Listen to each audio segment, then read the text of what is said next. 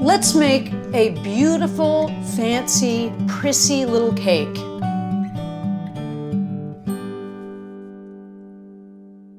It's actually based on the recipe for what's called a bûche de Noël, which means Christmas log. You know those cakes that look like trees that you eat at Christmas? They're like a log with like meringue mushrooms.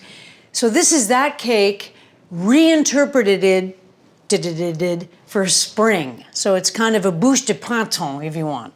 It's a rectangle and it's very, very easy. And it starts out with a sort of sponge cake called a Genoise. Now, if you watch Great British Bake Off, which of course you do, you'll know that a Genoise is, people get scared of it because it cooks very short time and it can dry out and stuff. I'm going to show you how to do this the foolproof way, and it is by the auspices of the incredible David Leibovitz, his recipe for bûche de Noël, which we're going to modify slightly. So here we go. You don't really need special equipment. This is a jelly roll pan, sort of. It's basically just a sheet pan, half sheet pan with a high side, okay? So the first thing you're gonna do is basically make a big X with butter, because this is just to stick this paper down. And firmly score the sides like this. So you wanna make sure that even your parchment is buttered, just trust me. And the metal side that's not covered, like that. So always prepare your pan first, because when you're making a cake, the lightness and the froth, and especially in a Genoise, deflates. So if you have to then prepare your plate, your Genoise is gonna go down. It sounds fancy, it's not. It's very easy, okay? Here we go. First thing you're gonna do is 4 eggs. Room temperature, store your eggs at room temperature. They don't go bad that quickly. Everybody relax. 1, 3. Now, in some Genoise recipes, you whip the whites separately. Trust me, David Leibovitz has this down. Put this all in at the same time. And then you're gonna put 3/4 of a cup of regular sugar in there, pinch of salt, and you're gonna whip the living hell out of this. This should whip for 5 minutes, okay? Start slow. So you want this to make almost like a white-looking, frothy sort of cloud. Now we have to wait for it to do that. Okay, so this has been going for a few minutes. Now what they want you to do is get what they call a thick ribbon coming from the whisk. So I'm going to show you. When I lift the whisk, is there a thick ribbon? Not really. It's still blopping down. Blop, blop. What we want is a solid ribbon, so it's not ready yet. When it gets to the thick ribbon, which is sort of this, look at this. See how it's a ribbon? See that? So then you want to add your vanilla. I always eyeball vanilla, and I use that paste stuff that's so rad. You can get it from anywhere now. So you turn it back on, and you add some vanilla. It's a vanilla cake, you know what I mean? Let this go until it's really, really aerated. Checking it. That's a thick ribbon. I never sift flour. I don't bother. I break it up with a fork if I even do that. For this cake, I would sift the flour because it's an extremely light cake.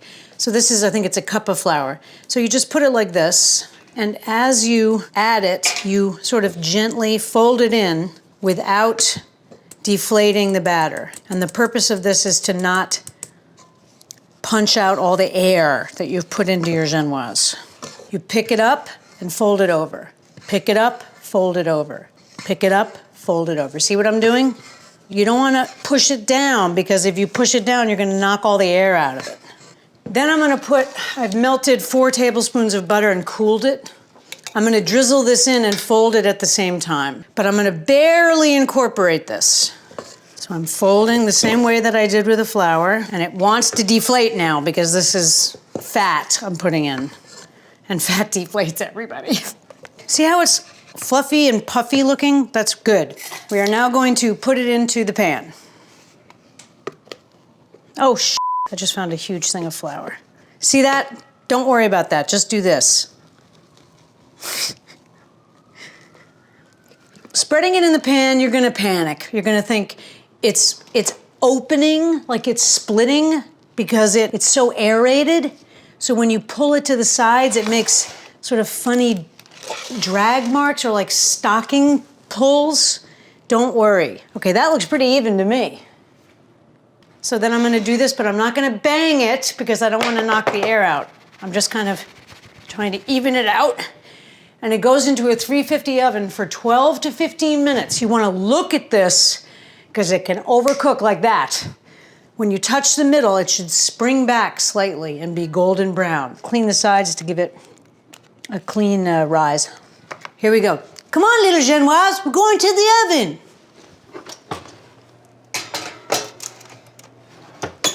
If you have convection, I wouldn't use convection for a Genoise because it blows the top of the cake and the cake is so light that it can move the cake.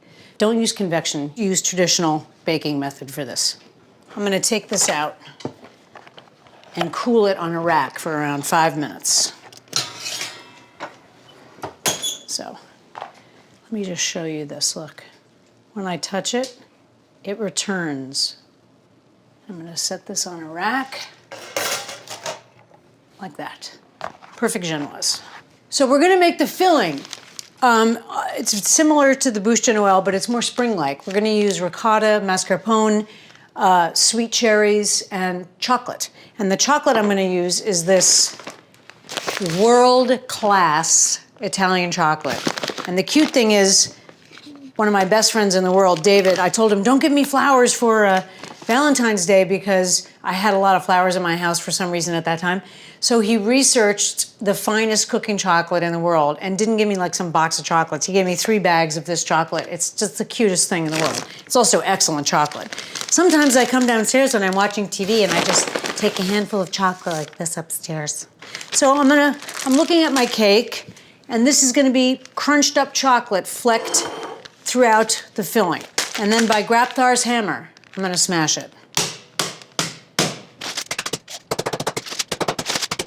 So what the filling consists of is ricotta. I'm gonna mash it with my fork like this, okay? To make it extra delicious, I'm going to add mascarpone, which is creamier than ricotta. So I'm gonna put probably half of that in there. And mix it up. Voila. Dump chocolate. So it's already starting to look amazing, correct? Yeah. There you go, finally. I'm gonna use these Italian cherries that we use a lot on dinner party tonight. They're called Amarina, like the great Elton John song. I'm not gonna chop them because they're fabulous whole in this cake. You can chop these. Don't worry about the syrup because a little pink icing is cute because it's a bûche de printemps, which means spring log, but it's actually a spring rectangle. Spring raft, that's what we'll call it. Mix that up. Now don't worry, it feels a little bit loose, but don't worry, it firms right up. And even though Reggie doesn't approve, this cake has to go in the refrigerator, Reggie. Okay. Put some sugar, basically taste it. How much sugar does it need? You know.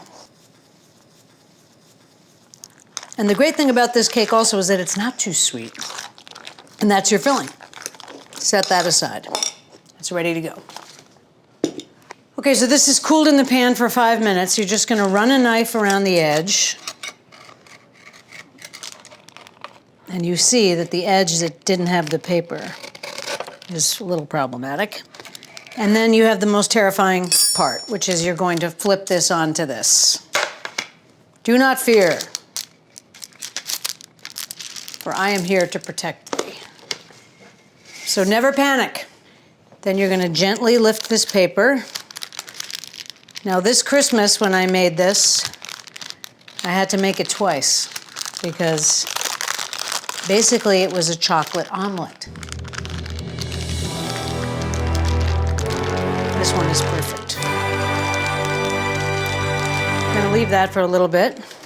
So we're gonna make simple syrup, which is a 1-to-1 ratio. Cup of sugar, cup of water. And basically melt this sugar in the water. And that's simple syrup. So you just let it melt and it'll go clear when the sugar's melted. So you have that choice, right? Or you can buy it in a bottle. Okay, this is an expensive cocktail-y one.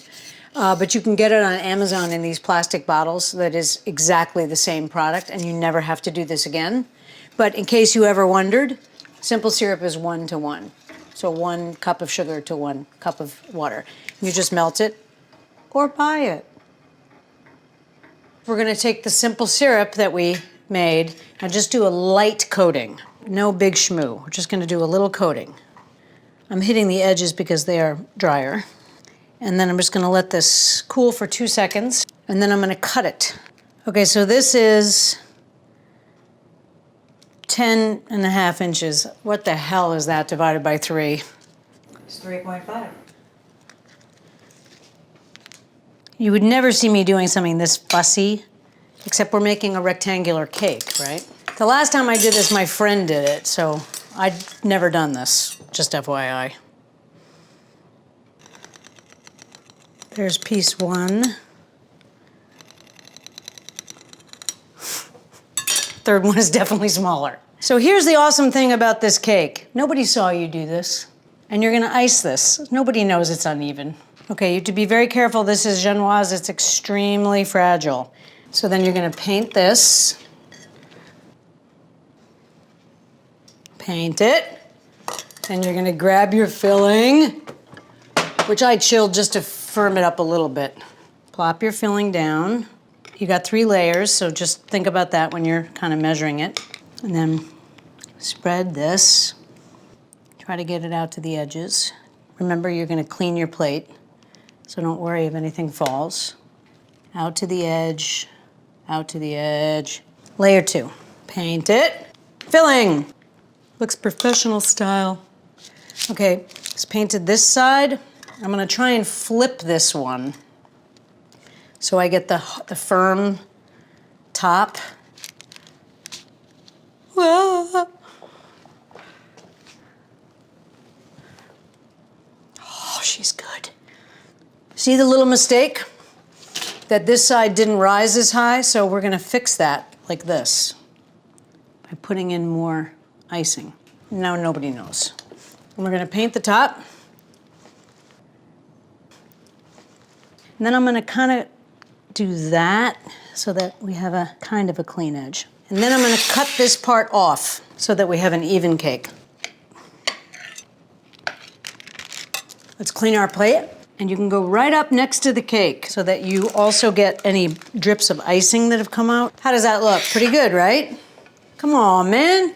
And then we're gonna put this in the fridge to set up a little bit. Now we're gonna make ganache.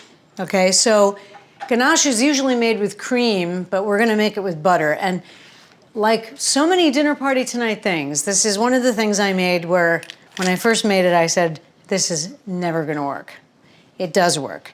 So you're gonna melt chocolate over a bain-marie. I was in this cookware store in Paris, and there was this hideous American tourist there who was saying, I need a bain-marie. I need a bain-marie. Do you have any bain-maries? So I put a 1/4 cup of warm water in your bain-marie. Do you have any bain-maries?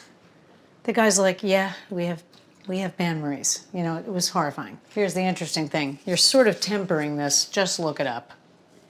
It's a skill. It's not a skill of mine. If you heat this up too quickly, you'll break the ganache, okay? It'll split, which means that the fat, the cocoa butter, will separate, which is what you don't want. So you wanna do this very sort of evenly over your bain-marie. Evenly heat it. We're tempering chocolate. So you see how it's shiny?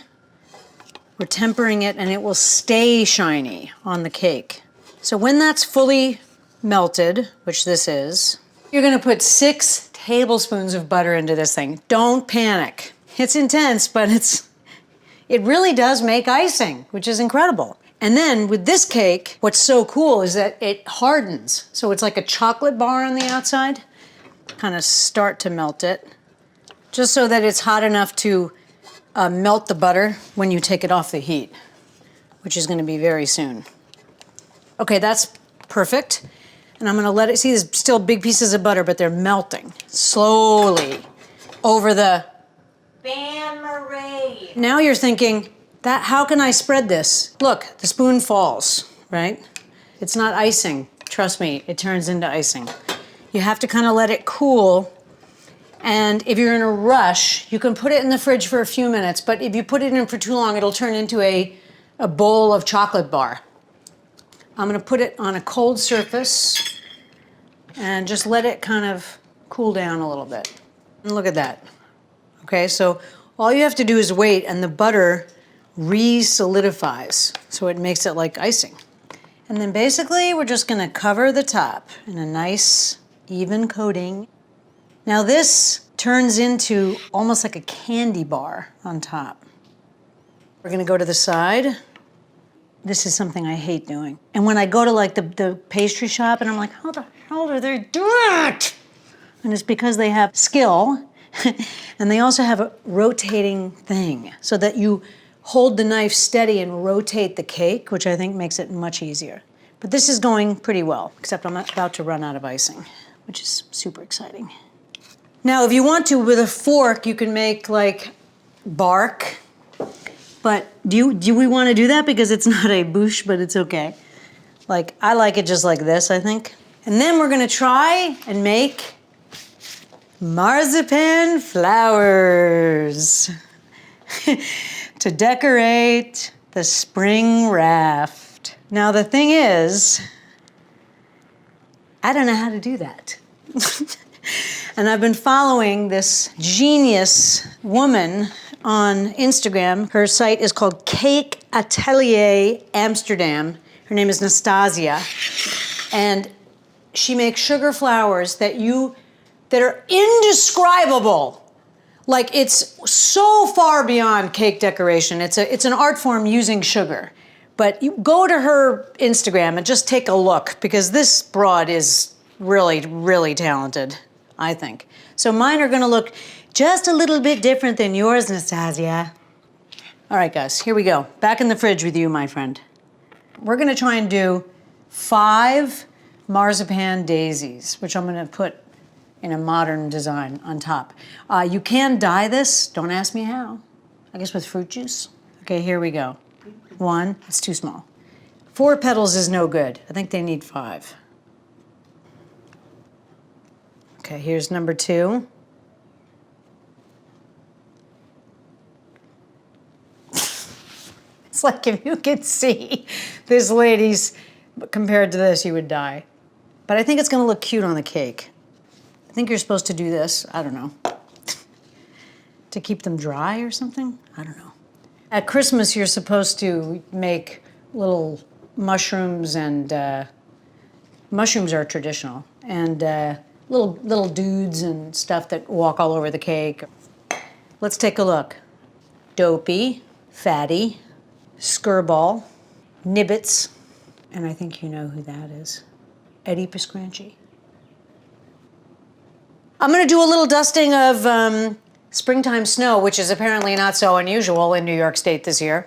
And Regina, I know, objects, but this makes a very beautiful sort of design on your cake. And then later we're gonna stick the flowers on in another design. So I'm just gonna do a very light sprinkling, like it's like a little bit of snow on the side of the raft. Not so terrible, Reggie, right? No, it's cute. All right, there you go. I'm gonna stick these on. I think I'm gonna go like this, maybe? I don't know, right? Doesn't look so terrible to me. Come on, man! Give me a break! That's beautiful! I think the flowers in that color look beautiful. So there you go, spring raft, or spring plank, or fancy cake. Don't forget, inside there's ricotta, mascarpone, sweet cherries, and chocolate chips. and marzipan flowers, which you can leave out if you'd like, and a ganache icing. Now this is a cake that people will not forget.